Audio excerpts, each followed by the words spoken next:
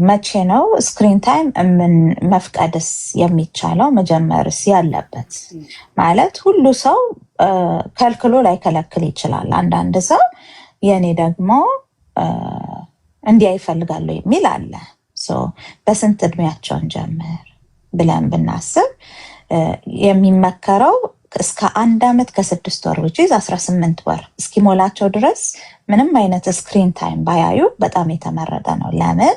አይኖቻቸው ገና ጠንካራ ስላልሆኑ ማለት ነው። የአይኖቻቸው መስሎች የሚጠነክሩበት የሚሰሩበት ታይም ስለሆነ ከሱ በፊት ባያዩ ልጆች ይመከራል። ላንጉጅ ችሎታቸውን እንዴት አድርጎ እንደሚያዘገይባቸው ማለት ነው።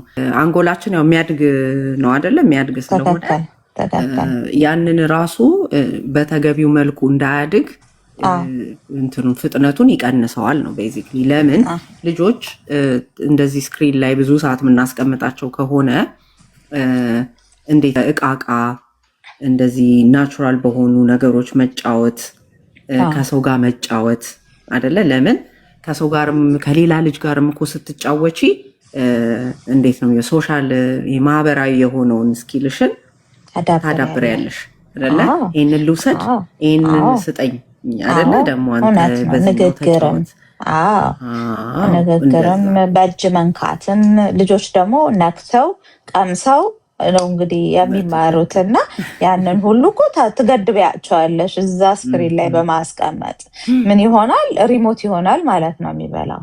ሪሞት ደግሞ ሲበላ ምን ይሆናል? ብዙ ሰው እጅ ስለሚነካ ቫይረሱ ምኑ ወደ አፍሽ ሰው ልጅሽ ህመሙም የዛኑ ያክል እንትን ይላል ማለት ነው። ከዛ በተረፈ እንደዚህ ደግሞ ረጅም ሰዓት ስታስቀምጫቸው ልጆች ምን እየሆኑ ይመጣሉ ማለት ነው። አሁን ከዛም ላይ ተነሳ ስትዩ ወይ ወደ ሌላ አይነት አክቲቪቲ ደግሞ ሂድ ስትዩ እሺ አይልም አይደለ? በጣም አንዳንድ ልጆች እኮ በጣም ፍርፍር ብለው ነው የሚያለቅሱት። ይጮሃሉ። ትክክል። አዎ ለምን እንትን ያቺ ሆርሞን አለች አይደለ? ኢንዶርፊን ደስ የምትለው የምታስደስተው እሷን እኮ የከለከልሽው ነው። ምንድነው ልክ ስታበሪለት በጣም ከሱ ጋራ አታሽድ ይሆናል፣ ደስ ይለዋል። ልክ ስታጠፊበት ፍቅሩን ወሰድሽበት ማለት ነው። የዚህን ሰዓት ምን ይሆናል? ልጅየው ማልቀስ፣ አክታውት ያደርጋል፣ መሬት ላይ መንፈራፈር ምናምን ይሆናል። ለምን? አታችመንት ነው፣ ቦንድ አድርጓል። ኢቭን ያ ቦንዲንግ ምን ማድረግ ይችላል? ኢቭን የቤተሰብን ፍቅር ራሱ ያው ታይሙን፣ ምክንያቱም ከእናቱ ጋር ከእህት ወንድሙ ጋር ከአባቱ ጋር የሚያሳልፈውን ታይም ይወስድበታል እኮ። ስለዚህ ግን ታዲያ ይሄንን እንደ ሱስ ልንለው እንችላለን፣ እንደ አዲክሽን ሊሆንበታል ልጁ፣ እንደዛ ብለንም ልንለው እንችላለን ማለት ነው እኮ።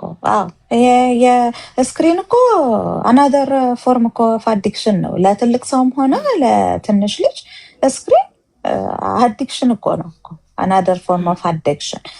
እነሱ አሁን ይሄ የሚያስደስቱ ሆርሞኖችሽ እኮ ሲመጡ እኮ ከየት ነው የመጡት ብትይኝ ከአዲክሽኑ ነው አይደለም? ልክ ስታዩ በቃ ላይት አፕ የምታረጊበት ምክንያት ማለት ነው። ልጆቻችንን ገና ከልጅነታቸው ሱስ እንዲለምዱ እኛው በገዛችን እናረግባቸዋለን። መጠን ያለ ቢቻል 15 ደቂቃ ነው አዩም ካልሆነ ማለት ነው እንደው ለትምህርቱ። አንዳንድ ጊዜ ያው እንደ ወላጅ ምን እንደምታረጊ ግራ ይገባሻል። በዚህ እድሜው ምን ላስተምር፣ በዚህ እድሜው ምን ላርግ ያልሽ ማለት ነው።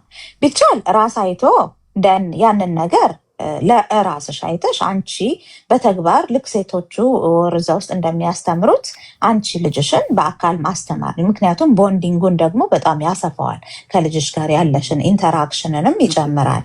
ልጅየውም ደግሞ ከአንቺ ጋር ሞር ሲያወራ ለአፉን ለመፍታት ላንጉጅ ለማወቅ ብዙ ነገር ይረዳዋል።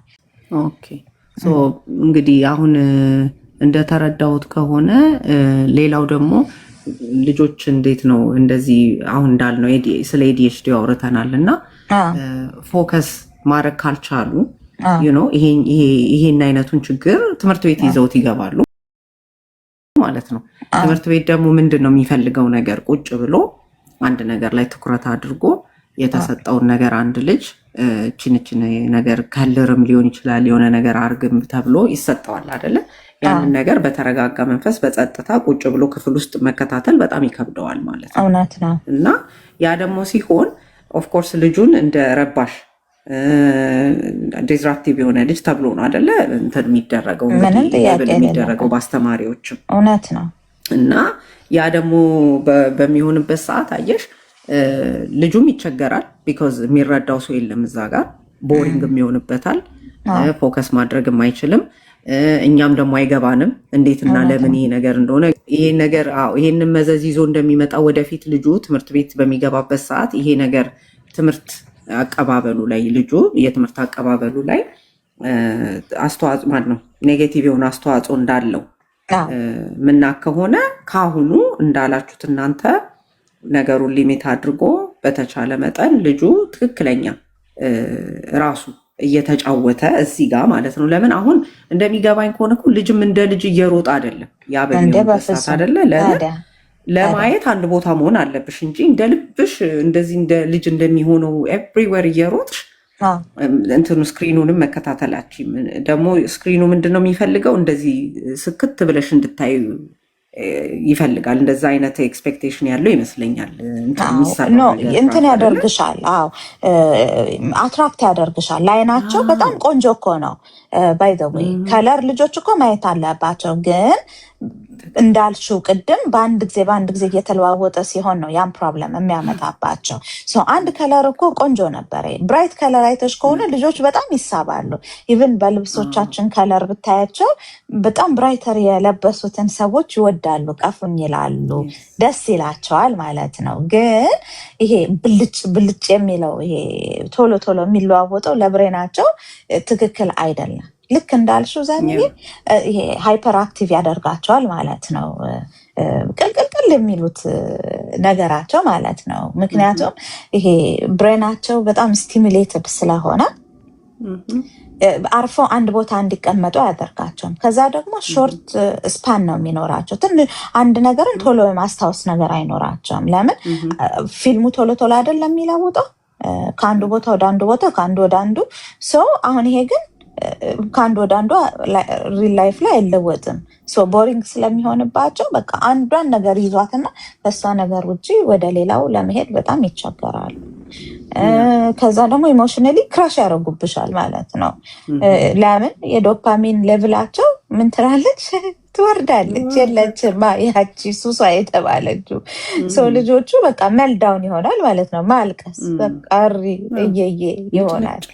በቃ ያለነው ነገር ግን ምንድነው ልጆቹ ሞር እንዲህ አንድ ቦታ ቁጭ ማለት ከዛ ጋር አለመነሳት፣ ጨዋታ አለመፈለግ እንደዛ አይነት ነገሮችንም ታይባቸዋለሽ። እና ኢቭን ይሄ በአካል ምንድነው ፊዚካል የሆነው ጤናቸው ላይ ራሱ ያ ነገር የሚያመጣው አስተዋጽኦ አለ ማለት መጥፎ የሆነ ኢፌክት አለው ማለት ነው።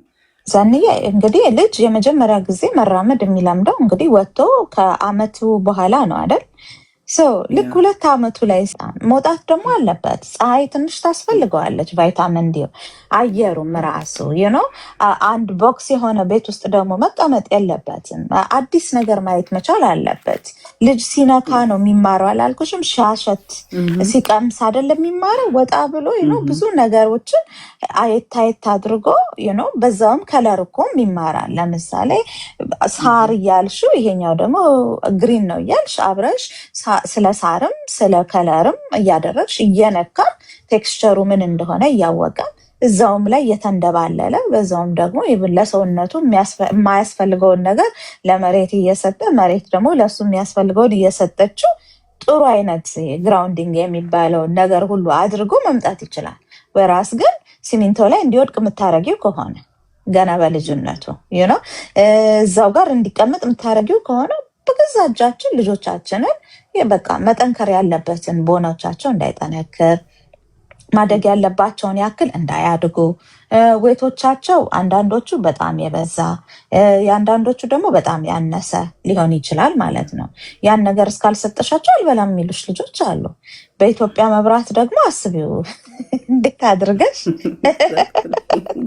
በቃ ጎረ ምንድነው ስንት ቦታ ተሄዶ እኮ ምንድነው ቻርጅ ተደርጎ የሚመጣለት ስንት ልጅ እኮ አለ እኮ ለሱ ተብሎ ማለት ነው። እንግዲህ ታዲያ እውነት ነው።